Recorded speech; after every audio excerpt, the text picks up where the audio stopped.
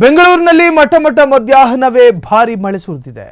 ಬಿಸಿಲಿನ ತಾಪಕ್ಕೆ ತಂಪೆರೆದ ಮಳೆರಾಯ ತಾಪಮಾನ ತಗ್ಗಿಸಿದ ವರ್ಷದ ಮೊದಲ ಮಳೆ. ಬೆಂಗಳೂರಿನ Malleshwaram, Majestic, KR market, Banashankari, Vidhana Soudha ಸುತ್ತಮುತ್ತ ಭಾರಿ ಮಳೆಯಾಗಿದೆ.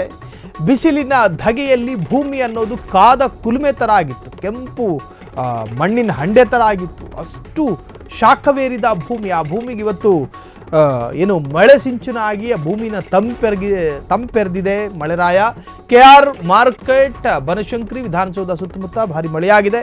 ವಯಾಲಿಕಾವಲ್, ಸದಾಶಿವನಗರದಲ್ಲೂ ಕೂಡ ಭಾರಿ ಮಳೆಯಾಗಿದ್ದು ಬಿಸಿಲಿನ ಧಗೆಯಿಂದ ಕೆಂಪೇರಿದ್ದ ಭೂಮಿಗೆ ಮಳೆರಾಯ ತಂಪೆರಗಿದ್ದಾನೆ. ಭಾರಿ ಮಳೆಯಿಂದ ನಗರದ ಹಲವೆಡೆ ಮಳೆಯಾಗಿದೆ. ಬೆಂಗಳೂರಿನ ಸಾಕಷ್ಟು ಭಾಗಗಳಲ್ಲಿ ಮಳೆಯಾಗಿದ್ದು ಮಾರತ್ತಹಳ್ಳಿ, ಇನ್ನು HAL airport, Koramangala, Bellandur, Ramamurthy Nagar, Vannarpet, HAL airport ಆ ಭಾಗದಲ್ಲೂ ಕೂಡ HAL ಏರ್ಪೋರ್ಟ್ ಭಾಗದಲ್ಲೂ ಕೂಡ ಭಾರಿ ಮಳೆಯಾಗಿರ್ತಕ್ಕಂತಹದ್ದು. ಭಾರಿ ಮಳೆಯಿಂದ ಒಂದಷ್ಟು ಜನ ಪರದಾಡಿದಂತಹ ಪರಿಸ್ಥಿತಿಯು ಕೂಡ ಎದುರಾಗಿತ್ತು. ಜೊತೆಗೆ ದೇಹನೂ ಬಿಸಿ, ಭೂಮಿನೂ ಬಿಸಿ, ವಾತಾವರಣನೂ ಬಿಸಿ.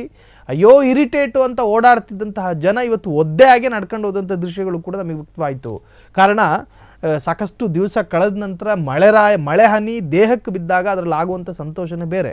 ಸೊ ಬಿಸಿಲಿನ ಧಗೆಯಿಂದ ಬೇಸತ್ತು ಹೋಗಿದ್ದಂತಹ ಸಿಲಿಕಾನ್ ಸಿಟಿಗೆ ಕೊನೆಗೂ ವರ್ಷಧಾರೆ ಭಾರಿ ಮಳೆಯಿಂದ ನಗರದ ಹಲವೆಡೆ ರಸ್ತೆಗಳು ಜಲಾವೃತಗೊಂಡಂತಹ ದೃಶ್ಯಗಳು ಕೂಡ ಇವತ್ತು ವ್ಯಕ್ತವಾಗಿದ್ದು.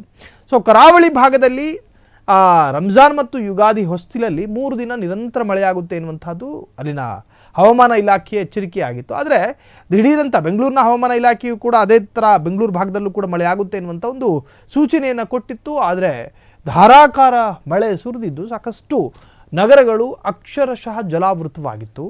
ಕಾರಣ ಅಲ್ಲಿ ಕೆಲ ಚರಂಡಿ ವ್ಯವಸ್ಥೆಗಳು ಇಲ್ಲದಲ್ಲೇ ಇರತಕ್ಕಂಥ ಪ್ರದೇಶಗಳಲ್ಲಿ ಮಳೆರಾಯ ಏಕಾಏಕಿ ಬಂದು ಸುರಿದಾಗ ಮಳೆ ನೀರು ಹೋಗೋದಕ್ಕೆ ದಾರಿಗಳಿಲ್ಲದಲೇ ರಸ್ತೆಗೆ ನೀರು ನಿಂತಹ ಪರಿಸ್ಥಿತಿಯು ಕೂಡ ಇವತ್ತು ಬೆಂಗಳೂರಿನಲ್ಲಿತ್ತು.